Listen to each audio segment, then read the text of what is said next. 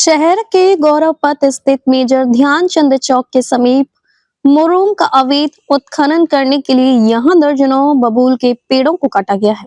मंगलवार को अवैध खनन का मामला सामने आने के बाद यहां पर अवैध खनन में लगी वाहनों को हटा दिया गया। खनन माफियाओं द्वारा मुरूम ले जाने के लिए बबूल के लगभग 25 से 30 वृक्षों को काटकर मशीन के दिया गया है। मशीन के सहारे काटकर गिरा दिया गया है। शहर के गौरव पथ के किनारे राजगामी की जमीन पर मुरूम की जगह जगह ढेर लगी हुई है। बताया जा रहा है कि यहाँ निर्माण कार्य करने के लिए कुछ वर्ष पहले मुरूम डाला गया था।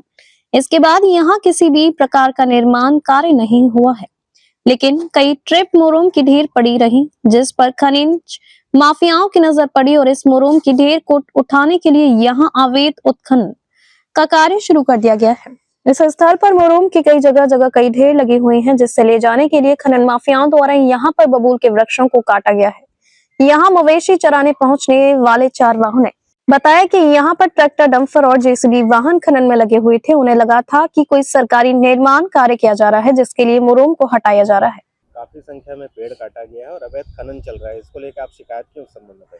राजा दिग्विजय दास, जो कि पूरे प्रदेश में दानवीर राजा के नाम से जाने जाते हैं, उन्होंने अपना राजमहल शिक्षा के क्षेत्र में दान कर दिया।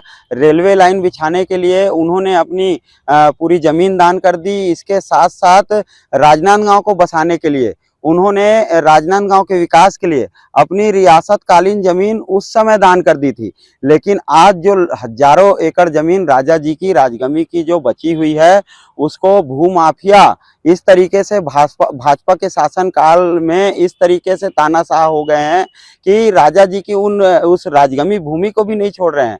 आज राजनांदगांव के मध्य में, शहर के मध्य में भूमाफिया द्वारा मुरूम और मिट्टी खनन करके कहाँ ले जा रहे हैं, बेच ही रहे होंगे और पैसे कमा रहे हैं।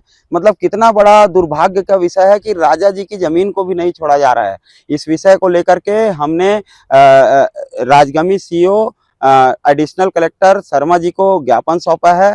ज्ञापन के साथ साथ स्थानीय लोगों के साथ आकर के स्थल निरीक्षण किया है। स्थानीय लोगों ने बताया कि ऊपर 4 फीट और नीचे 1 से 1.5 फीट गड्ढा करके हजारों ट्रिप यहाँ से मुरूम और मिट्टी खनन करके माफिया ले गए हैं। इसको लेकर के हमने जांच की मांग की है। साथ ही साथ यहाँ पर कंट्रोल रूम का कैमरा भी लगा हुआ है, सब चीज़ है, उसके बाद भी चोरी हो रही है। कितने दुर्भाग्य का विषय है। इन सभी विषयों को लेकर के हमने अभी तो निवेदन किया है।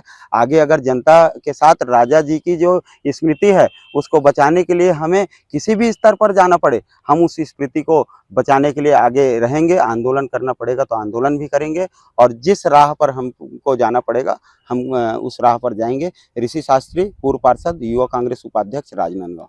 राजनांदगांव से विजन टाइम्स न्यूज के लिए लोकेश रजक की रिपोर्ट।